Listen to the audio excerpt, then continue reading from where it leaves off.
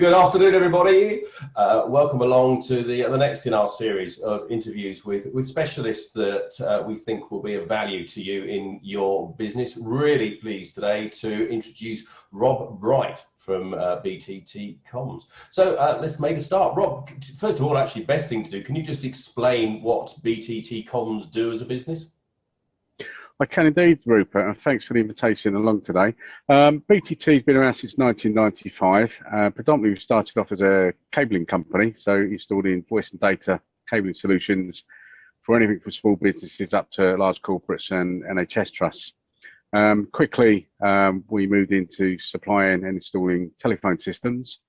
And along the way, as technologies progressed, we moved into unified communications, IT networks, and commercial Wi-Fi solutions as well for customers.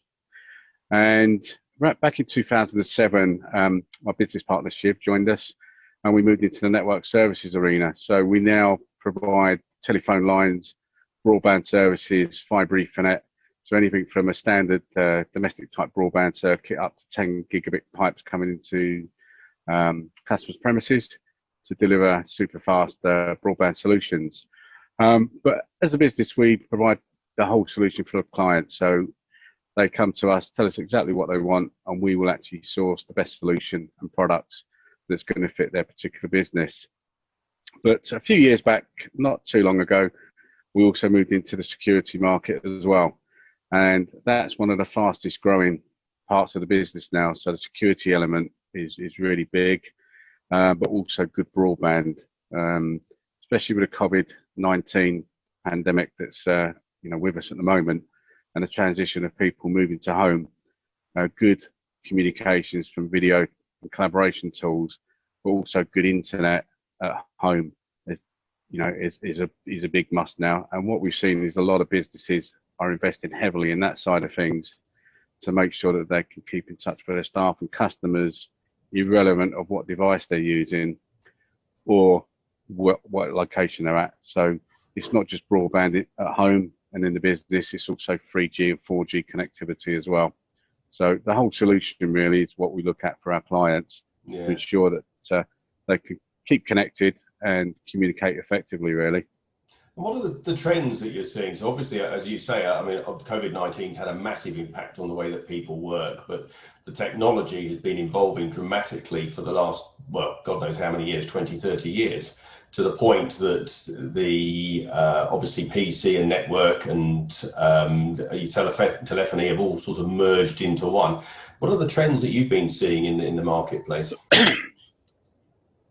Certainly over the last 5 years, broadband and bandwidth has been a big factor in people moving to the cloud.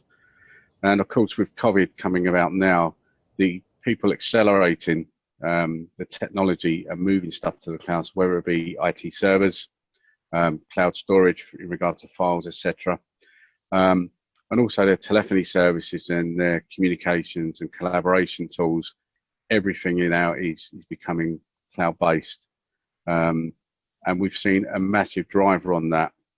But once again, good connectivity is key. So we're seeing now a lot of people now investing money in just not the cloud services, but also connectivity. So broadband has become a massive driver. This year alone, we've seen a massive drive in people moving to fibre, broadband, and 4G connectivity as well. And we've seen a lot of, particularly business owners, are actually putting in fibre broadband to their homes with 4G backup. So a SIM card is stored within the router. So they can do one or two things. So the fibre broadband is their primary connection. If that goes offline for whatever reason, the 4G kicks in to keep them connected.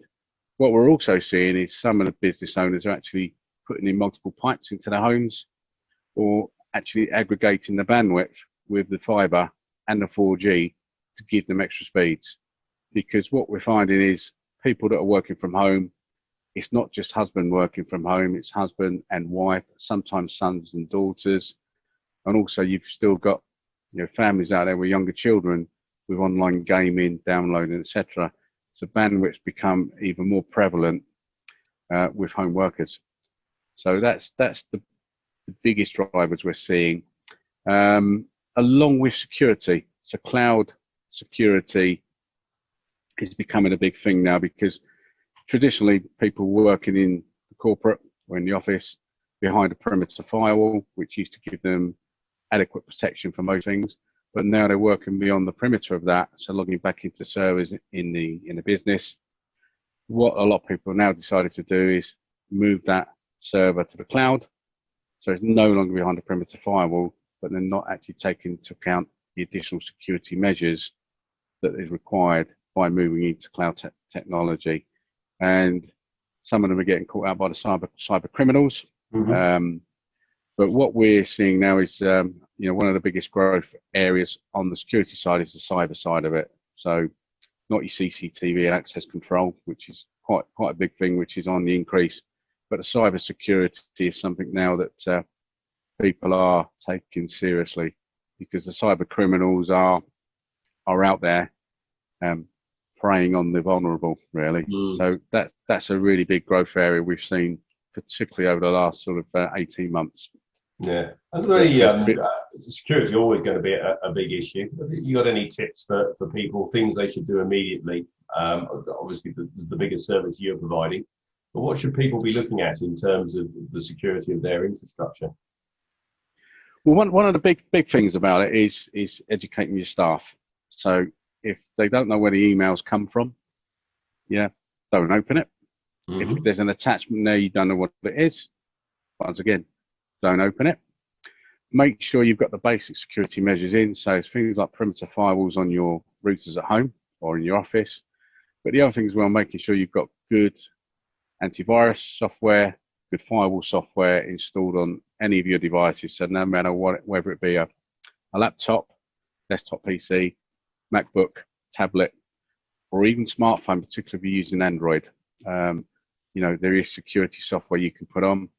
And if the customers can afford to spend a little bit of extra money, it's having things like MDM, so mobile device management, that you can control apps that are being installed on any device, so whether it be a PC or a tablet or a phone.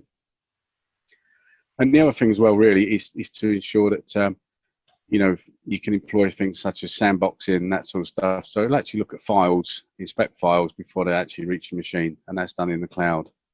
And we've got a team in-house here that look at purely security now. So, and we've also got a couple of consultants that we work with to also manage the GDPR element of that as well. All right. Yeah. So it's looking at the whole turnkey solution, but really it's like anything else. If you don't take your security seriously, it's like a house. Leave the windows open, the door open, somebody will come in, your car, etc.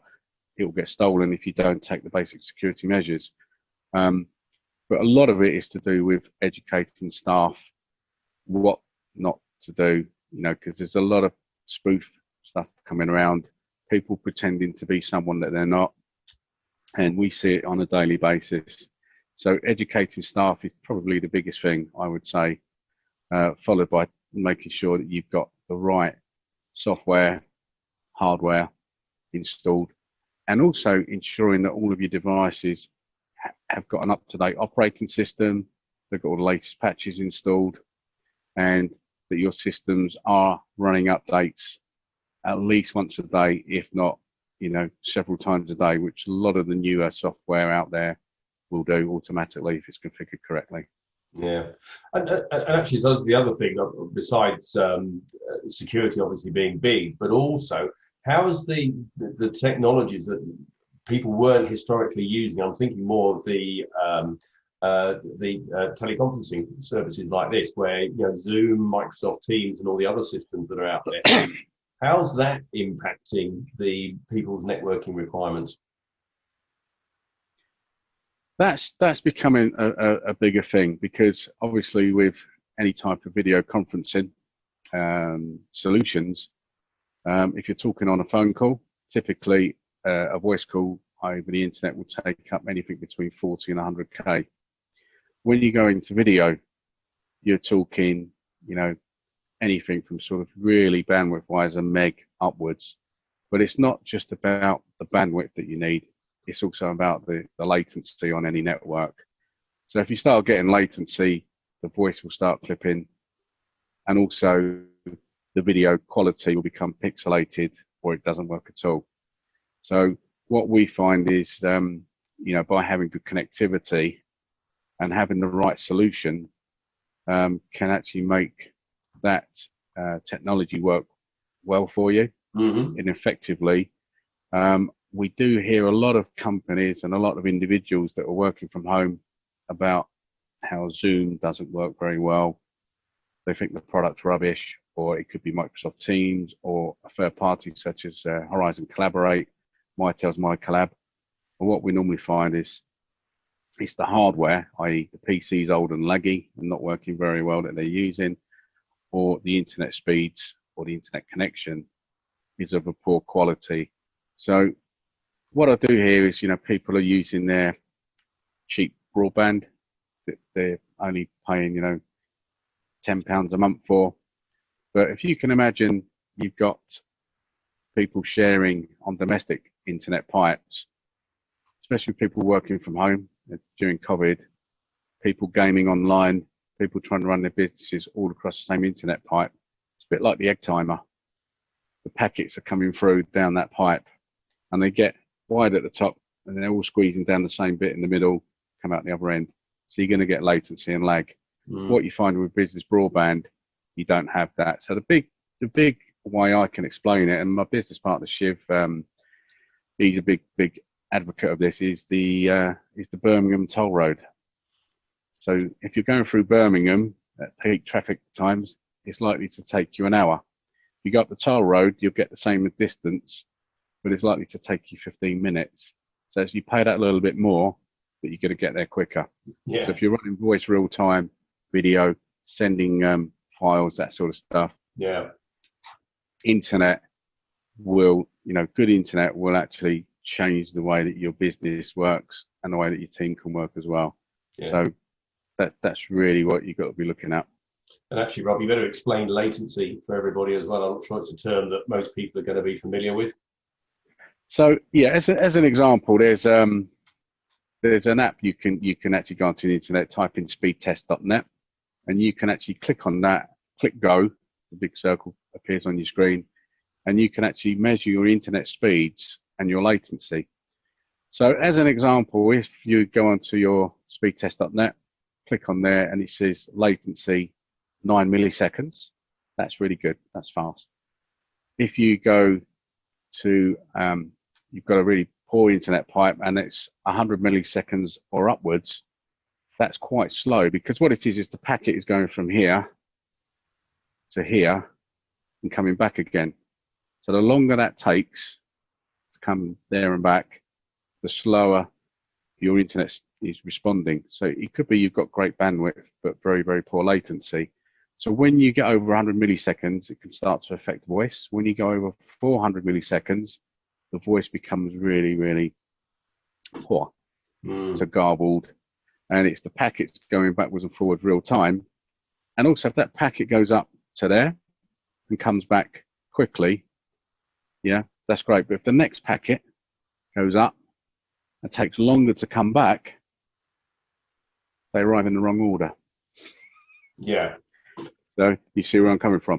So the better the latency, the better it's going to work. Well, the way that digital communications works, when you're having a telephone call with somebody, the technology puts it into neat little envelopes that it then sends across the network. That's right. And if you've got a good, and if you've got a good voice services provider like ourselves, we have border gateways that actually control that latency. So what it does, it actually looks at the packets being transmitted and received, and it does it very, very quickly. So if they're arriving in the wrong order, it sorts them into the correct order for it to come back. So what you get is, instead of garbled voice on a poor latency broadband connection, suddenly the voice goes from being poor to very good, because it actually controls what we call. The advice is we call it just in a good network connection wherever you happen to be, particularly with people moving locations and working at home. Absolutely, and we call that jitter buffering. So basically, what it is, it controls that, sorts the packets out into the right order, so the quality of the call is maintained even on poor internet connectivity. Yeah. And we have seen a lot of our customers actually deploying that just to maintain good voice quality. So that's something to bear in mind. When you want to make sure that you've got good comms. Yeah. So, Rob, let's talk a little bit about the future as well. With everybody, I suppose the changing working patterns that have been forced on us through COVID-19. How are you seeing what do you think the new normal is going to look like in terms of the way people work and the way people use technology? What we're seeing from some of our clients of all different sizes. Before Mr. Johnson's announcement earlier this week about people going back to work from home, a lot of clients were actually toying with the idea of actually getting people back into the office. But because this is kind of becoming the new normal, some of our clients now are actually saying, well, okay, we want to be putting in these border gateways to make sure that the jitter buffering is controlled, so we've got good voice quality, because this is going to become a permanent fixture for a lot of our users. Quite a few people now are saying, we're not going to be bringing people back to the office, so good connectivity is a must. They're pushing forward with that to make this a permanent fixture. And what we're seeing is, is the investment and the way of changing the way that they work is becoming, the mindset now is this is going to be how we're going to be working for the foreseeable. And I do feel as though there are a few customers out there where they do want to get back to, people coming back to the office as such. And I know, speaking to some of the users, they'd love to get back to the office.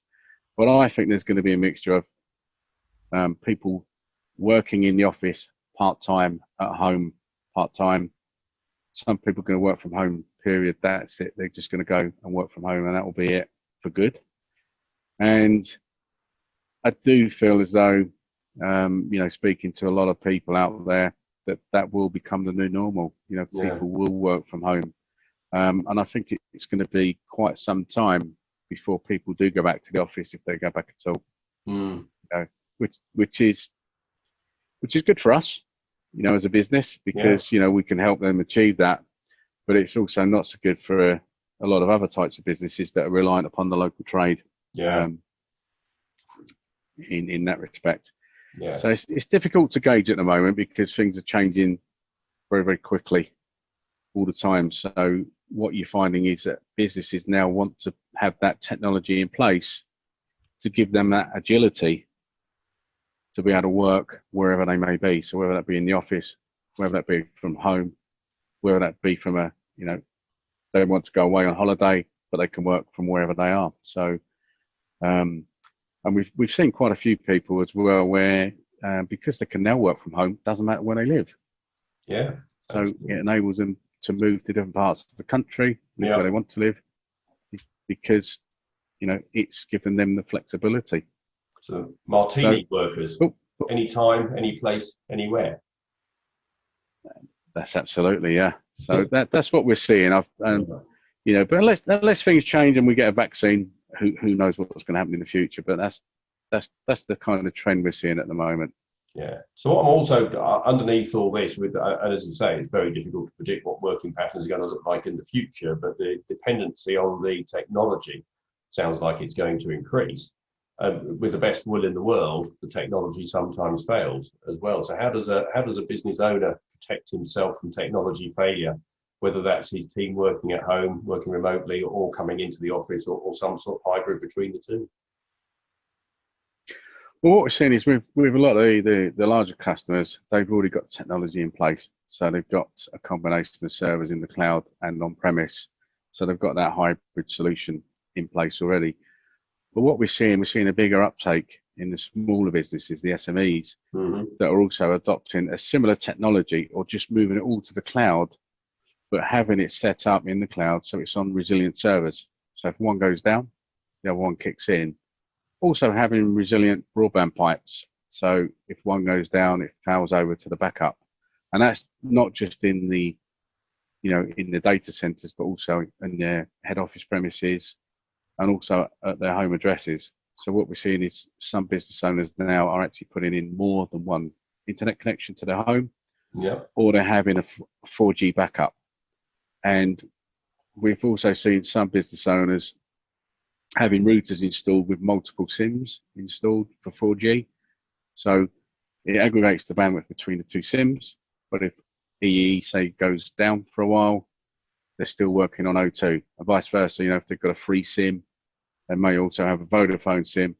So they've got the best of both worlds to give them that resiliency that they need. And what we're also seeing is in some of the rural areas where broadband speeds, are still lagging in a lot of areas. What we're seeing in those particular areas is we're actually going out to survey for 4G connectivity or for satellite broadband. So we can also provide that in areas which have still got, poor broadband in the middle of nowhere. Yeah. And we have come across a few business owners that just can't get any speeds more than around about 1 or 2 meg download speeds and around about half a meg up. And we're just in the process of doing one for a client in Daventry, which she's looked at satellite broadband, fixed line broadband. The speeds are dreadful. So we've just actually been out and done a survey there, and we've actually put in, but it's actually not, we've actually surveyed the site for 4G, and they're getting speeds at that particular site in excess of 40 meg. Whoa, which is, compared to what they've got at the moment, it's fantastic. And we're actually going out to put that in next week with a Wi-Fi solution on the back of it, so she can get Wi-Fi throughout the premises and 40 meg speeds up and down, or in excess of. So that's pretty good. Yeah. And it really doesn't matter then where you're located. There is something that can be done to sort out your network connectivity to move you forward. Well, the other nice thing as well with 4G technology is we can have it up and running same day. So we can provision the SIMs and get the routers shipped out same day. And that's what we've actually found with a lot of customers that suddenly found themselves early days in COVID, having to work from home. One broadband circuit's not been enough.